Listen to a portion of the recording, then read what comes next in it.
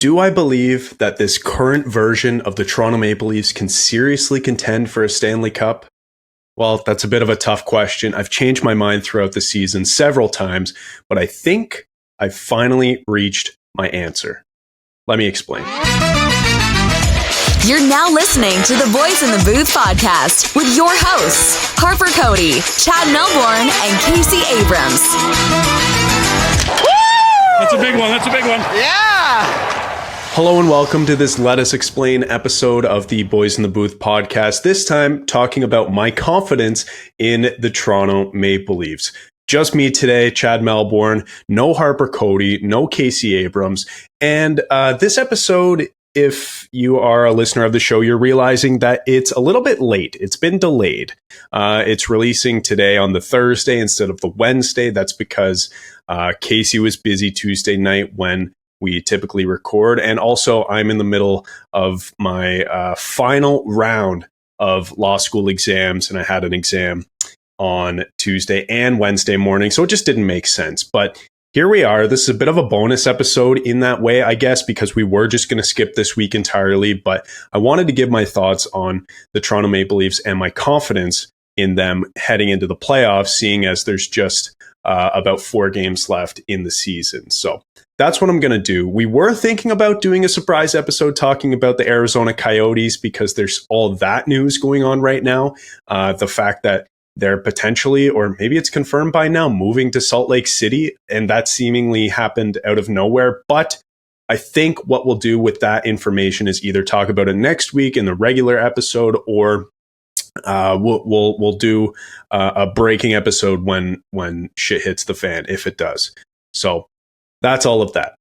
What I wanted to do in this episode is basically just run through a bunch of my old takes about the Maple Leafs throughout the season. These are the takes that I have on record in previous episodes. I'm going to insert some of them in to this episode, the audio and video, and then I'm just going to talk about sort of how some of these takes have developed, whether good or bad, if I was right or wrong, and then just give my general confidence level in this team and on their chances to win a Stanley Cup going forward this season. Again, because there's only about 4 games left, and this team's kind of cooking right now. So to begin, I guess it makes the most sense to talk about what I said about the team in the preseason.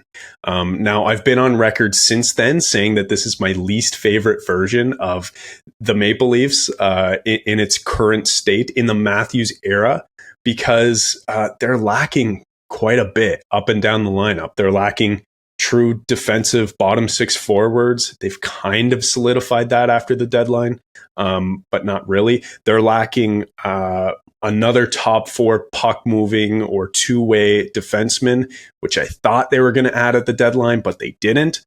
So yeah, I've been on record saying that I don't love this team, but they're playing so well right now that it's kind of hard not to. And I think the pieces are starting to come into place. So let me back up. We'll start with what I said in the preseason, and I'll insert that clip right now.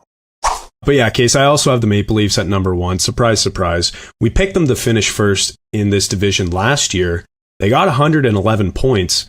Usually that would be enough to win a division, but the Boston Bruins had 135. So I don't think any of us are anticipating 135 points out of the Bruins this year again. So I think we can safely say that Toronto's, it's their division to lose. For all the reasons you mentioned, I think this year they're probably going to score more, but they might get scored on a little bit more as well. And I dug into a few numbers on that topic because I truly believe that now that's how they're structured to play, which I don't know if it's a good thing or a bad thing. I think it's just different. Last season, they were 8th in expected goals for and 9th in expected goals against in the entire league in all situations. This year, if I were to predict where they'll finish in both of those categories, I would say top 5 in expected goals for and maybe between 10th and 15th in expected goals against. So I think they got a little bit better offensively and a little bit worse defensively. But I think that at the end of the day, they probably shake out to finish in and around 110 points, and they had 111 last year. So that's my prediction. They're basically the same team they're a little bit different on the periphery. I like how they added some guys who can play and bring a different element, like Bertuzzi and Domi. I like how this season they're going to be able to have some younger players on cheap contracts for the full season, hopefully, like Matthew Nyes, like Nick Robertson, who had a great preseason last year and hopefully has a similar preseason this year. But yeah, I think they're same, but different, and are poised to win this division. Okay, so as you heard, the first prediction was that they were going to win the division. They very much did not. They're sitting in third place right now. A chance to catch the Panthers, but unlikely. Doesn't matter. They're likely going to play the Panthers in the first round. Anyways, home ice, away ice, like it literally doesn't matter. It's going to be the same teams playing the same games. So that prediction did not come true. I predicted them to finish with around 110 points this season, considering they had 111 last season. I was close on that one. They're on pace for 106 right now. But let's get into the juicy stuff. So based on how this team was constructed in the offseason by Brad Treliving, which, by the way, on record, I was not a fan of the whole firing of Kyle Dubas and bringing in Brad Treliving. But I was willing to give it a chance, like I said in the clip. So one prediction was that they were going to score more, but likely give up some more goals too. Last year, their goals for per game was 9th in the NHL at 3.39, and their goals against per game was 2.68, which was good for 7th in the NHL. This year, I nailed this prediction, and maybe it was just an easy one to make because of how the team was constructed, but I absolutely nailed it, so I have to give myself a pat on the back for this one. So this year, their goals for per game is 3.63, which is 3rd in the NHL, and their goals against per game is 3.06, which is 17th. So they definitely are scoring more, and they are definitely getting scored on more. Now, I'll get into this a bit later when I talk goaltending, but obviously at the start of the season, Ilya Samsonov was not good at all. So you're probably thinking to yourself, that goals against per game stat has something to do with how bad Samsonov was at the start of the season. Well, now, he's pretty good, and he's at least given them a chance to win every time he's been in the net since coming back from the American Hockey League. Because, that guy was on waivers earlier this year and was in the American Hockey League on paper for like a week and a half. And now he's going to be the starter heading into the playoffs, and nobody is batting an eye about it because he's been that serviceable. He's been good. I think he's like 16-4 or something since coming back. So just a totally different goaltender. He's back to the same guy that he was all last season. So absolutely no complaints there. But yeah, so then moving on to the next prediction. In that clip that I just shared, I said that they would likely be top 5 in expected goals and between 10 and 15th in expected goals against. Again, building off this same idea that they're probably going to score more but give up more chances against. And you know what? I was pretty close on this one. Last year, they were 8th in expected goals for and 9th in expected goals against. This year, they are top 5. They're 4th in expected goals for, as it currently sits, according to moneypuck.com, in all situations. But they're 19th in expected goals against, which is a little bit lower than I thought. I said between 10 and 15th, but again, I feel like at the start of the season when they were playing John Klingberg, like things were just not going well. But then once everyone sort of settled into their role, it's only gotten better as the season has gone on, which is obviously encouraging, and that number is probably skewed from it being much poorer at the start of the year. So that was a couple predictions there that I made in the preseason. Moving on now to October. October 17th is when we posted this video on YouTube. I think it was coming out of or as a result of Matthews scoring back-to-back hat tricks or something. But I predicted that Matthews, as a bold prediction in that episode, like our bold predictions episode, I predicted that he would have 66 plus goals, which would be the most in the modern era and the most ever by a Rocket Richard Trophy winner. So I'll put that clip in right now.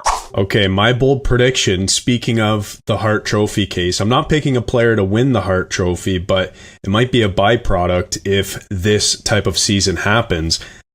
Surprise, surprise, I'm going to pick Auston Matthews to score 66 plus goals this season to be the most ever as a Rocket Richard winner. Most ever, because the trophy isn't that old. That is old. It would be the most in the modern era scored by a player. Like I mentioned, he has 6 through his first 3 games. I think he's back with a high-flying offense in Toronto that isn't focused as much on playing defense.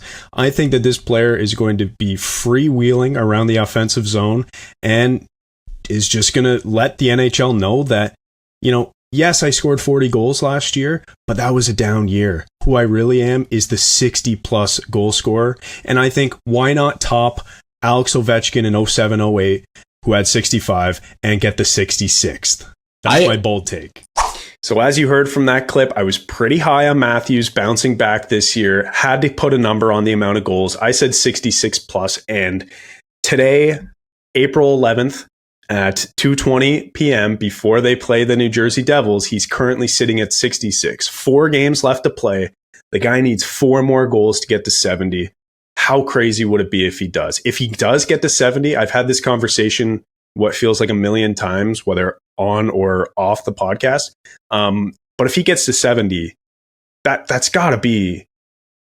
Yeah, it's got to put him in Hart Trophy contention, right? At least in the top 3, if not the winner. The other day, one of my buddies texted me and said, hey, don't look now, but Matthews is plus 2,800 on FanDuel to win the Hart Trophy. I had already put some money on Matthews to win the Hart Trophy way back when he was still on pace for 70 goals, but like 2 months into the season, and he was, I think he was like plus 400 or plus 1,400 or something. So I doubled down at plus 2,800. So we'll see if that happens. It would be great. My response, though, to that was, yeah, but he has to score 70. If he scores 69, that's going to be absolutely incredible. No one's done it. Every goal he scores from here on out is a new record in the modern era for goals. And, of course, a Maple Leafs record as well.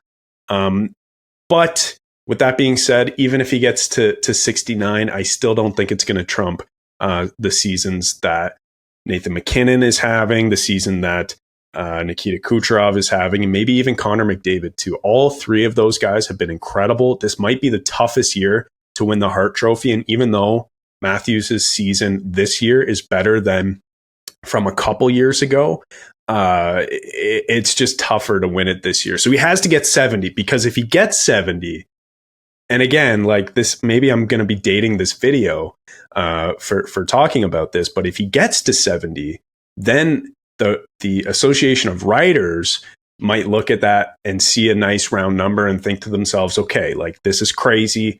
No one's done it since, I think, McGillney in the early 90s or something. We were talking about this a few weeks ago on the podcast. But so yeah, 70 is the number. I predicted 66 plus. I was pretty happy about that one, not going to lie. Moving on to takes further along in the season. So in February, I said on the podcast, and if you remember going back to February, the Leafs were kind of sputtering a bit. Not much was going on in the NHL at that time in terms of storylines, except for the fact that the Leafs were kind of sputtering and people were down on them. And I had a take that I kind of do still stand behind at this point. And it's that the Leafs may have been better off with Kyle Dubas as their GM as opposed to Brad Treliving. And I got some pushback on that because the Penguins obviously had not been good at that point. But as we're seeing, with teams who bring in a lot of different moving pieces in the offseason, it takes a while. So that was the case for both Dubas's Penguins and Treliving's Maple Leafs, where they've got better down the stretch. Now, I don't know if the Penguins are going to make the playoffs, but they've certainly been making a push over the last couple weeks as things kind of fall into place, even after selling. So I do still think that the Leafs would be different. Obviously, they would be different if Dubas was still the GM. But I might have to backpedal a bit and say I'm not sure if they will be better, because this all comes down to playoff hockey. So many years under Dubas, it didn't work in the playoffs. They had great regular seasons, and it didn't work in the playoffs. Last year, I think, was their best chance. They had a really deep lineup, top to bottom, forward and defense, and they won a round. Great. Well, you have to win 4. So winning a round is absolutely nothing. But point is, this is a new look team. I was very skeptical at the start of the year, but willing to give it a chance. I was even more skeptical as the year went on, saying that, this is my least favorite version of the team. And I still sort of stand behind that because they aren't very good defensively, as the numbers indicate that I've talked about. But it is different. It might be more conducive to winning in the playoffs instead of having, puck moving defensemen or more skilled or talented guys back there.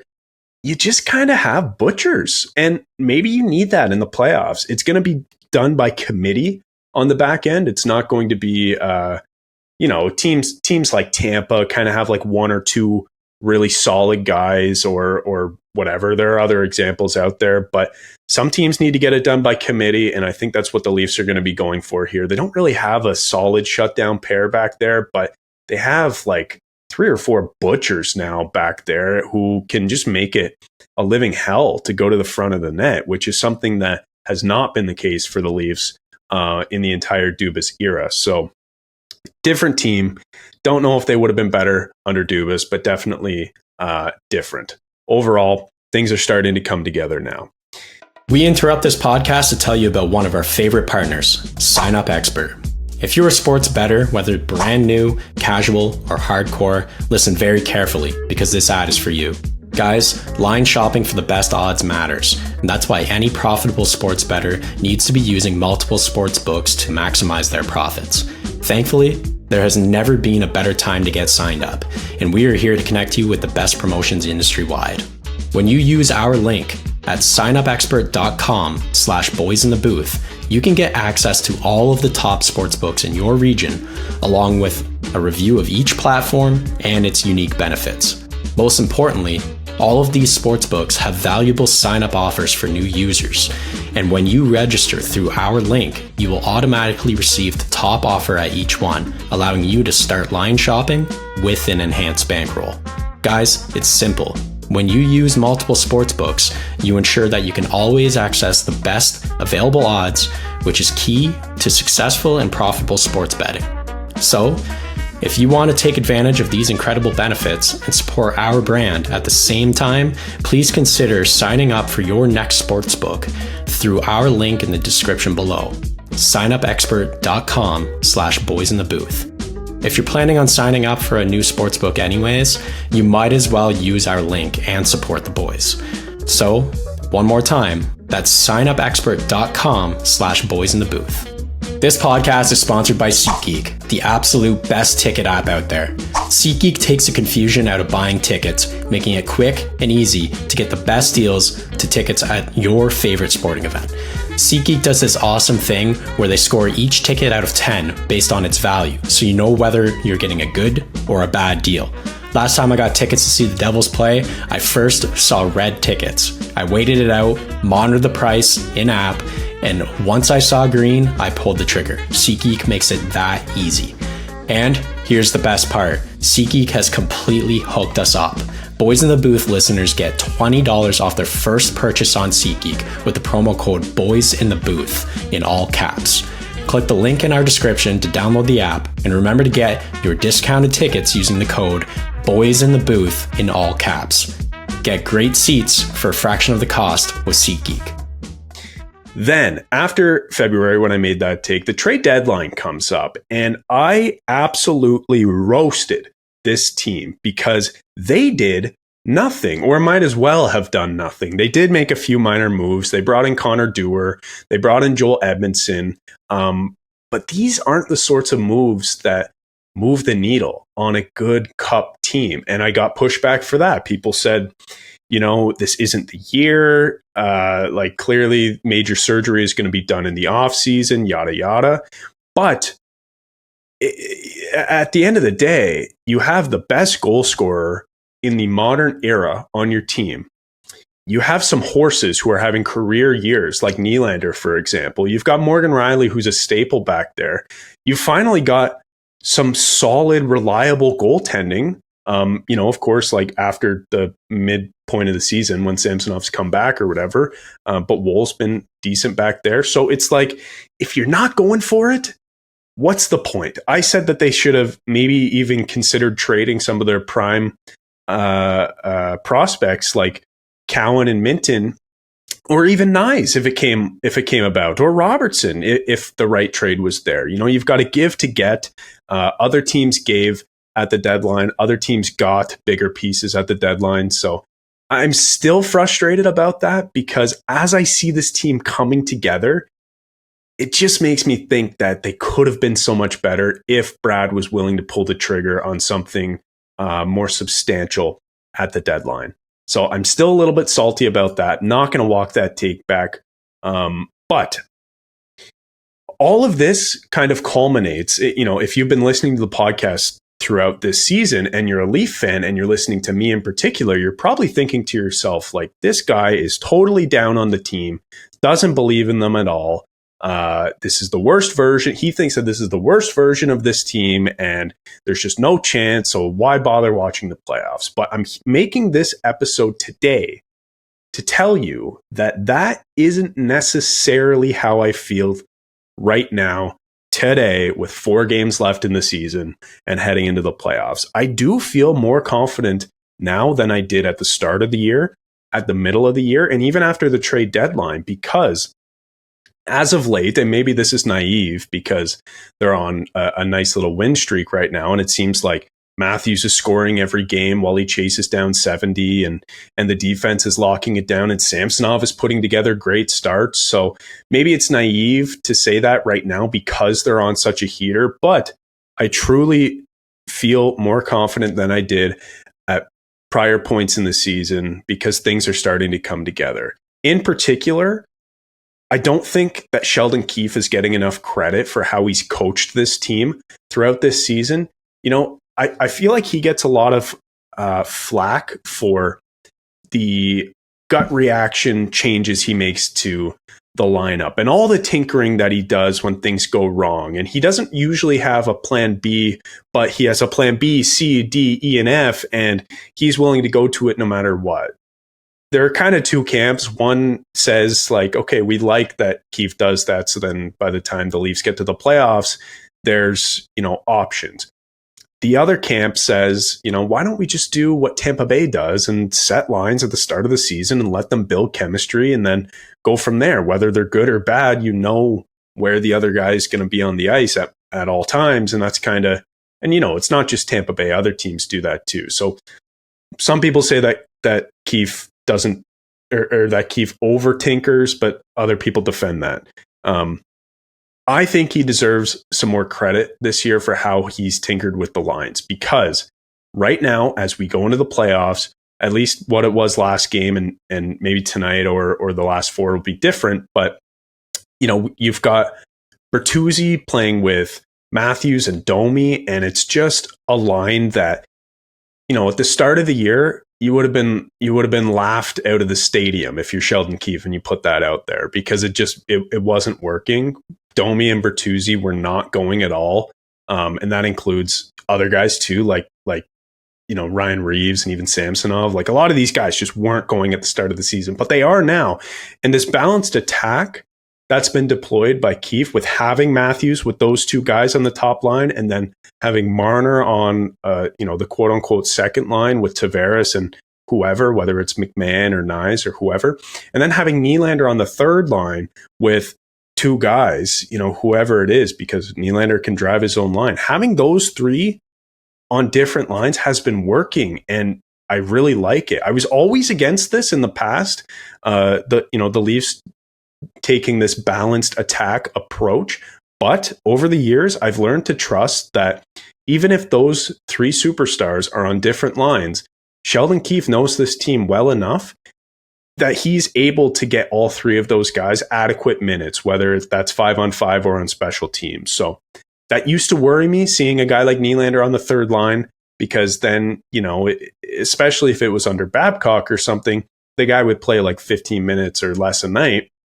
But now with Keef, and this is where I feel like he doesn't get enough credit, he's able to balance the ice time almost down to the second. Like if he wants Matthews to play 21 minutes and 5 seconds, like it's going to be pretty close. And same with the other superstars. So this balanced attack approach has been working pretty well. And I kind of like it.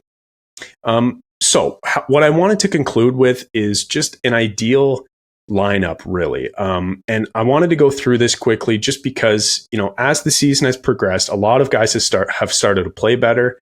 And this team is just looking great for the playoffs.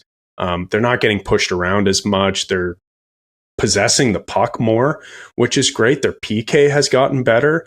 All of that has been, really nice to see as the season has gone on. So I put together an ideal lineup, and then I'll conclude by just rating my confidence level out of 10 for this team in their chance to get a Stanley Cup. So here we go. In the first line, I really think that in the playoffs, you have to start with Bertuzzi, Matthews, and Domi on your first line. Domi has been a great passer. Bertuzzi causes havoc out front of the net. Matthews has the puck more when Marner or Nylander isn't on his line, and he just kind of does it himself. I've heard it compared to a guy like Sid Crosby, who, he usually just plays with two butchers. They go hound the puck, give it to him, and he kind of does the rest. And that's what we've been seeing with Matthews on that line. It's been great. A second line, maybe McMahon, JT, and Marner. That's looked good over the past few games since Marner has come back and has started to ramp up. So I don't mind that at all. And by the way, what a find Bobby McMahon has been. Like, that is a create-a-player name who just showed up out of nowhere. He's big, he hits, he scores. Like, he is creative with the puck. He can keep up. So it's what a find that guy has been. But yeah, I've got him on the second line.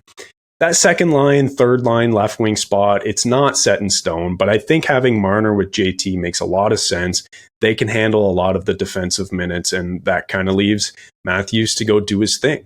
And then Nylander on the third line to, have a feast against some lesser opponents. So third line now, I've got Nyes with maybe Yarncroke down the middle and Nylander. Yarncroke hasn't played a ton of center, but he has in the past, just not much recently with the Maple Leafs. So I'd try it there. You've always got Pontus Holmberg. You've got David Kampf. Like the bottom six, you've got guys who you can kind of plug in and out. But I think you should try Yarncroke there. I think it makes a lot of sense. Those three guys could get some work done. And then the fourth line, Connor Dewar, who has improved the penalty kill. I was skeptical about that move, but he's been good. Not going to give you much offensively, not very big, but he does kill penalties. He has a good defensive stick, so he's been good. And then Kampf and Ryan Reeves, who I never thought I would have in my game one ideal lineup. If you asked me at the start of the season, I would have laughed at you for even suggesting that Reeves should be in the lineup. But man, I'm telling you, people who don't watch the Leafs on a nightly basis think that Reeves is just this clown, this show guy who's out there, barking at everybody and putting on a show so that, he can get his 5 minutes of fame in Toronto and whatever. But when I tell you that this guy is integrated into the team and making effective plays, especially on the forecheck every game, I really mean it. He's been good recently, and I think especially playing a bunch of, crazed butchers in Florida, you need a guy like Ryan Reeves to enable some of your pests like Bertuzzi and Domi and guys like that. So he's in the lineup for me. And then on the back end, you've got a lot of guys, and this may be controversial, but I don't have Simone Benoit in my top six starting the playoffs at least. He's been good, but I just don't know if you can have too many of those guys who can't move the puck, and I just think there are some others who are better. So I've got Riley and Lyubushkin on the top pair, which, I don't even think I brought him up, but that was another deadline acquisition, and I didn't think that they needed him. Should have been a different guy. And I was worried that they were going to staple him to Riley. But you know what?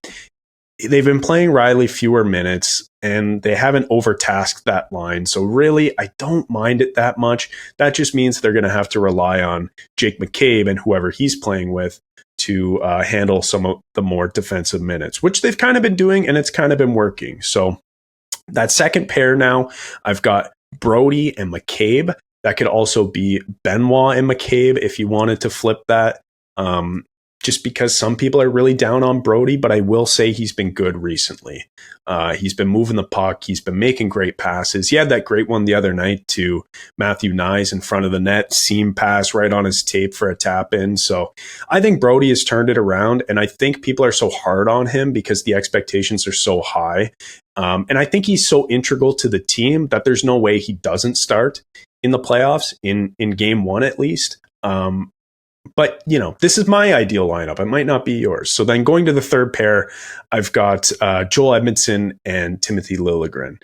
And that obviously leaves Gio on the outside looking in too. So, I think it's a good bottom pair. We'll have to see when both of those guys come back if it makes sense to do that. But that's how I have it right now. And then Samsonov starting, Woll as the backup, and Martin Jones as your third. This team is really deep, and this is where I conclude. This team is very deep. They're deeper even than past teams, but their deadline acquisitions weren't as impactful as previous years. So I would say this year I'm more confident that they can plug and play certain guys in certain areas. Like I didn't even mention a Nick Robertson who's scoring at a 20-goal pace.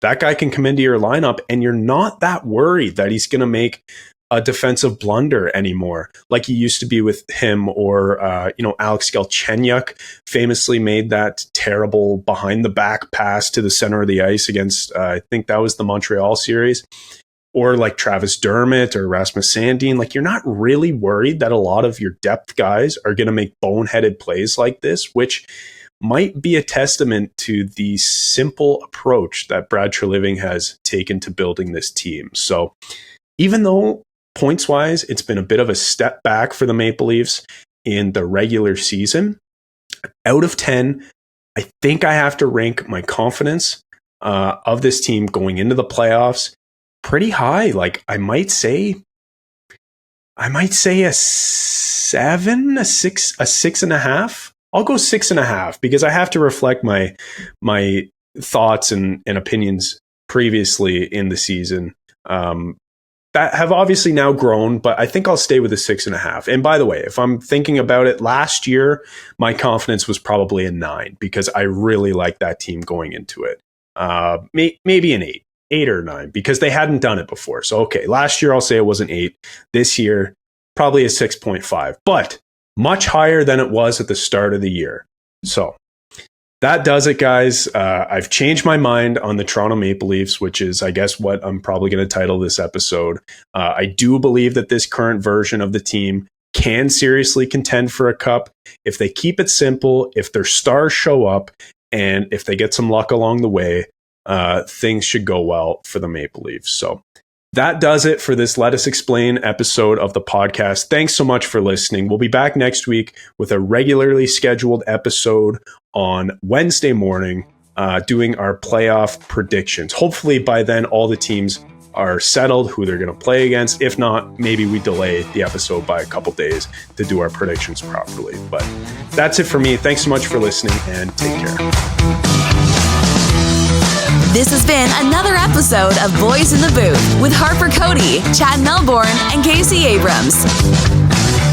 Connect with the Boys in the Booth on Instagram, Facebook, and YouTube at Boys in the Booth. Visit boysinthebooth.com for show details. And don't forget, you can become a patron of the podcast for just $1 a month at patreon.com/boysinthebooth.